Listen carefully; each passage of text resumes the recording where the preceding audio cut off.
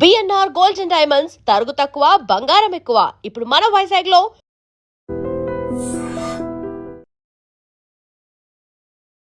Sir నమస్తే. నమస్కారం అండి. సార్ మురళీధర్ గౌడ్ అంటే ఇప్పుడు ఈ పేరు తెలుగు సినిమాలో ఒక నాన్న క్యారెక్టర్కో లేదా ఒక సర్పంచ్, ఒక పెద్ద మనిషి, ఒక ఊరి పెద్ద, ఇలాంటి క్యారెక్టర్లందరికీ కూడా మీ పేరు మీరు కేర్ ఆఫ్ అడ్రస్ అయిపోయారు. సో అంటే ఎంత కంటికి నిండుగా ఉంటుందంటే మీరు ఆ క్యారెక్టర్స్లో కనిపిస్తూ ఉంటే నిజంగానే ఊర్లో మా నాన్నని చూసుకున్నట్టు, మా పెదనాన్నని చూసుకున్నట్టు, అంటే ఒక అమాయకమైన పల్లెటూరులో ఏ కల్మషం లేని ఒక పాత్ర. సో మీ స్వభావానికి మీ పాత్రలు అచ్చుగుద్దినట్టు సరిపోతూ ఉంటాయి. అందుకని మీరు చాలా స్పెషల్ ఇండస్ట్రీలో. సో ఇలాంటి ఒక పేరు రావడం ఎలా అనిపిస్తుంది?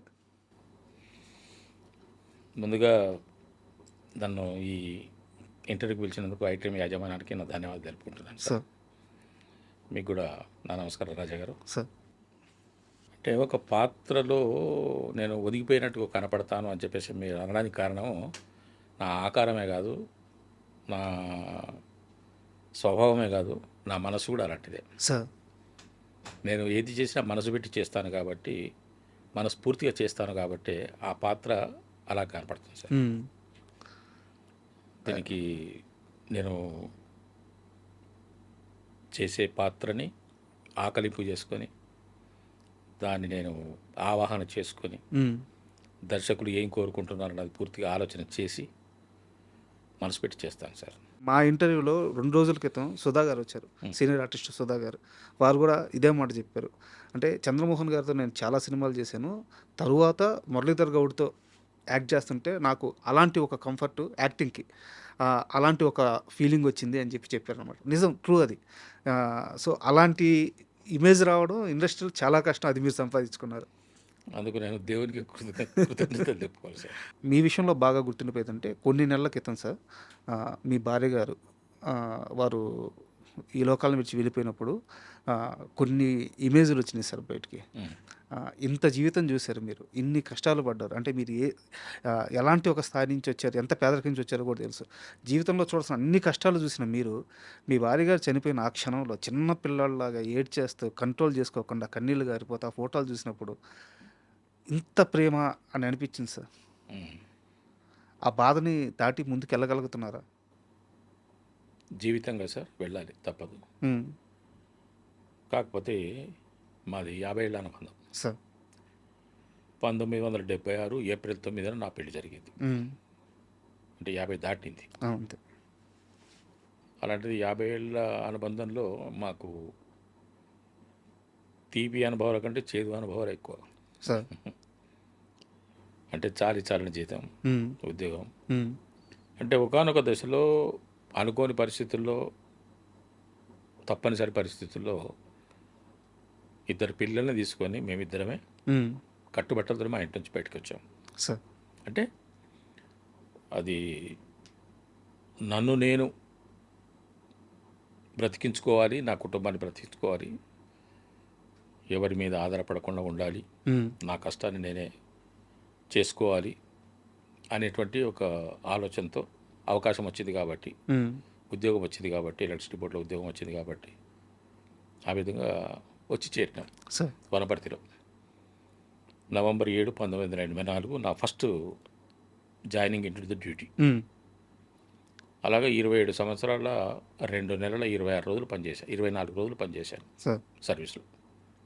ఆ క్రమంలో అంటే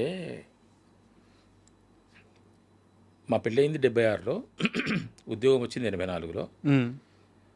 84 నుంచి మొన్న ఆవిడ వెళ్ళేంత వరకు అంటే 42 సంవత్సరాల కాలం పాటు మేము అనుభవించిన జీవితం చాలా కష్టం, చాలా కష్టంతో కూడుకున్నది. అంటే జీవితంలో కష్టాలు అవసరమే. అవి చాలా జీతం సార్. 25వ తారీఖు వస్తే జీతం అయిపోయింది. డబ్బులు ఉండేవి కావు. ఒక 5 రోజులు డబ్బులు లేకుండానే గడిపేవాళ్ళం. అంటే ఇంట్లో సరుకులు ఉండేవి, చేతిలో ఉండేవి కావు. నాకు అప్పు అడిగే స్వభావం లేదు.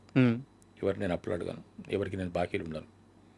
చేయబదులుగా తీసుకుంటానేమో తప్ప అప్పులు చేసి సంతకాలు పెట్టేసి అప్పులు పెట్టి సంతకాలు పెట్టేసి ఇంకొకటికి జామీను ఉండి ఇటువంటి వ్యవహారాలు నాకు లేవు సార్.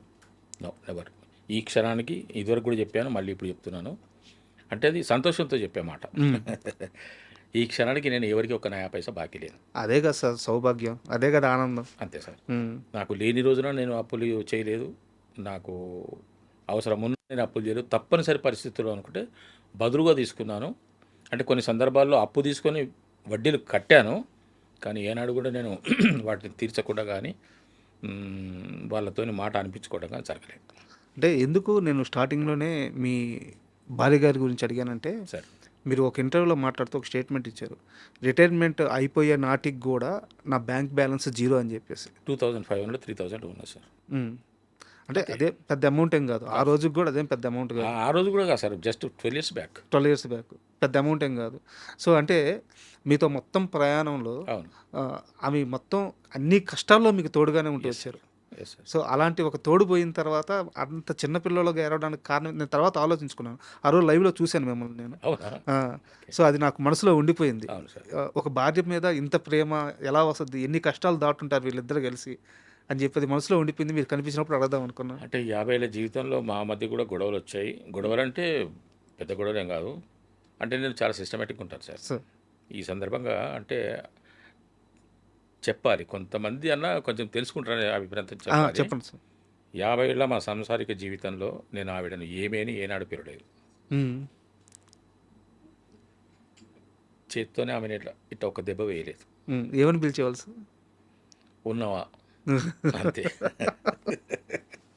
ఎక్కడున్నావు అంతే.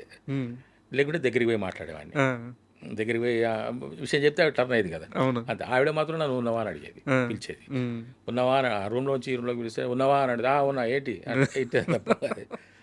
అయితే ఆమె కొంచెం తురుసు స్వభావంగా ఉండేది కొంతవరకు, కానీ అంటే ఉంటుంది కొంత కొంత ఒక్కొక్కరికి ఒక్కో నేచర్ ఉంటుంది కదా సార్. అంతే తప్ప నా భార్య చాలా మంచిది సార్, అద్భుతమైన వ్యక్తి. అయితే ఈ మేము కట్టుబట్టలతోనే వెళ్ళిన మాకు రోజులు గడుస్తున్న కొద్దీ కొంచెం అంటే మాకు చాలా ఆ, ఆ, బాగానే కష్టపడ్డాం సార్. అంత వివరంగా చెప్పాను కానీ బాగా కష్టపడ్డాం. ఉమ్, అయితే కాలక్రమేణా కొంచెం నాకు జీతం పెరగడము, ఉద్యోగంలో ప్రమోషన్ రావడము ఏళ్ళ తర్వాతనే. అవును.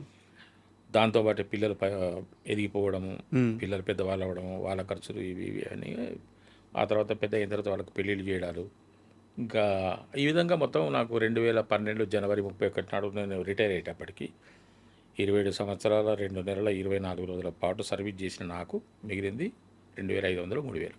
ఉమ్, అంటే బోటాబట్టికి సరిపోయింది. ఆ తర్వాత నేను నా జీవితంలో ఎప్పటికైనా నేను ఒక సినిమా నటుడు అవ్వాలనేది నాకు బలమైన కోరిక సార్, నా జీవితాశయం కూడా. ఉమ్, కారణం తెలియదు కాదు సార్, నాకు ఊహ తెలిసినప్పటి నుంచే, నా చిన్నప్పటి నుంచే, నాకు తెలియని వయసు నుంచే నాలో ఒక నటుడు ఉన్నాడు, నేను ఒక నటుడిని అనే భావన నాలో ఉన్నది సార్. ఉమ్, నేను ఎక్కడ నటన నేర్చుకోలేదు సార్, ఏ ఇన్స్టిట్యూషన్కి వెళ్ళలేదు, ఏ కోర్సు చేయలేదు, నాకు ఎవరు గురువు లేరండి. ఎవరైనా మేము మురళీధర్కు నటన నేర్పాము అని చెప్పేసారంటే కూడా తప్పదు. కరెక్ట్. అది నేను యాక్చువల్గా మీరు చాలా ఇంటర్వ్యూలో చెప్పినప్పుడు మిగతా వాళ్ళు ఎవరు కూడా దాని మీద స్పందించి క్వశ్చన్ అడగలేదు. నేను ఎవరు రారు.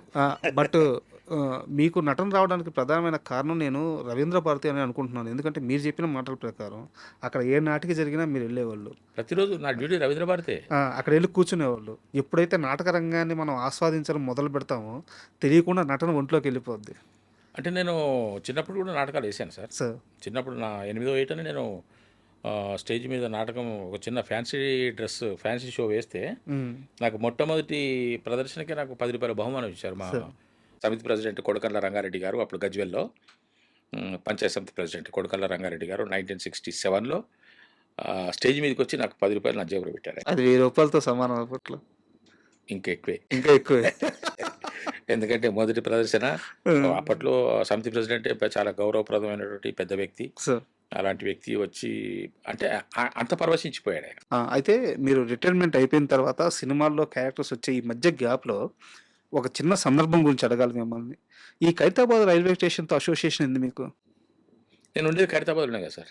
ఇప్పుడు ఆ రైల్వే స్టేషన్లో వెళ్ళి కూర్చునే వాళ్ళంట చెప్పారా ఎక్కడ ఎప్పుడైనా? తెలిసింది, చెప్పండి. Yes sir. అంటే ఇప్పుడు నాకు పని అంటే చాలా ఇష్టం సార్. నేను నా డిపార్ట్మెంట్లో ఉన్నా, నేను డిపార్ట్మెంట్లో చేరకముందు మా ఊర్లో ఉద్యోగంలో ఉన్నా కూడా పొద్దున 10 గంటల నుంచి రాత్రి 10 గంటల వరకు నేను నిరంతరంగా పనిచేయడానికి కోరిక నాకు, ఆలోచన. నాకు ఏదైనా పని ఇస్తే నేను 100% చేస్తాను సార్. అదేదో సరే అయిపోయింది అని అనుకుందామని అనుకుంటూ కాదు, 100% చేసి దాని ఫీడ్బ్యాక్ ఇస్తాను. నాకు అటువంటి నేచర్ ఉంది నా దగ్గర. కాబట్టి పని కూడా ఇక్కడ హైదరాబాద్లో మా ఆఫీస్లో కూడా నాకు నా అదృష్టవశాత్తు అద్భుతమైనటువంటి ఓవర్ బర్డెన్ సీట్లు వచ్చాయి నాకు. మరి నన్ను కోరుకొని వేసేవారా, లేకపోతే అవి నన్ను కావాలనుకొని మురళీధర్ నాకు రావాలని అనుకునే ఆ సీట్లు తెలియదు, కానీ చేసే అవి నాకు వచ్చేవి. నేను బాగా కష్టపడి వాటిని సాల్వ్ చేసుకున్నాను. ఆ విధంగా నాకు పనిచేయడం బాగా అలవాటు. రిటైర్ అయిపోయిన తర్వాత ఒక్కసారిగా నాకు చేతిలో పని లేదు. ఏం చేయాలి అని చెప్పేసి అని లైబ్రరీకి వెళ్ళేవాడిని. ఖైరతాబాద్ లైబ్రరీలో 1 గంట 2 గంటలు కూర్చునేవాడిని. ఆ తర్వాత తోచేది కాదు, మళ్ళీ బయటకు వచ్చేవాడిని. బయటకు వచ్చేసి వీధుల్లో తిరగడం నాకు ఇష్టం లేదు, ఉండదు. ఎక్కడైనా కూర్చోవాలి, పని చేయాలి. పని లేకుండా తిరగడం కరెక్ట్ కాదనిపించేది. కానీ ఏం చేయాలి, దొరకదు, పని దొరకదు. నేను కొన్ని సందర్భాల్లో, అంటే మొట్టమొదటిసారి మీకు చెప్తున్నా, మీరు రైల్వే స్టేషన్లో ఎందుకు కూర్చునే వాళ్ళనంటే, నన్ను ఎవరైనా పిలిచి, సార్ ఇక్కడ మీరు కౌంటర్ మీద కూర్చోండి, మీకు ఒక పూట కొన్ని గంటలు కూర్చొని మీకు ఇంత అమౌంట్ ఇస్తాం, కూర్చోండి, లేకుంటే మీకు టైం పాస్ కన్నా కూర్చోండి సార్ అని పిలిస్తే నేను వెళ్ళి కూర్చుందామని అనుకునేవాడిని. పని లేక వాళ్ళకన్నా పని చేసి పెడతాం కదా, నాకు టైం పాస్ అవుతుంది, వాళ్ళకి పని చేసి పెట్టేవాని.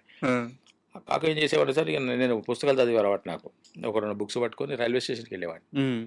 స్టేషన్లోకి వెళ్ళి కూర్చోవాడిని. గంటలు కూర్చునే వాళ్ళు. మరి ఏం చేయాలి సార్, పని లేదు కదా. 1 గంట వరకు నాకు ఎవరి దగ్గరికి వెళ్ళి కూర్చునే అలవాట్లేదు.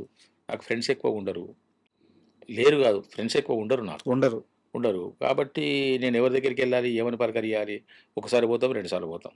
ఏదైనా షాప్కి వెళ్తే కూడా కిరాణా స్టోర్ వాళ్ళు తెలుసు కాబట్టి వాళ్ళ దగ్గరికి వెళ్ళినా, లేకుంటే ఇంకేదో ఒక ఫ్రెండ్ షాప్ ఉన్నది తెలిసినా వెళ్ళినా కూడా ఒకసారి 2 సార్లు వెళ్తాం, ఒక పావు గంట 1 గంట కూర్చొని కడతాం. కానీ మనకు గంటలు కావాలి కదా టైం పాస్. అందువల్ల నేను ఎవ్రీడే సార్ 6:30కి నేను రవీంద్ర భారతిలో ఉండేవాడిని. ప్రోగ్రామ్ ఏదైనా ఉండని 9 o'clock వరకు స్పెండ్ చేసేవాడిని అక్కడ. హాయిగా మనస్ఫూర్తిగా స్పెండ్ చేసేవాడిని. అది మీ ప్రపంచం.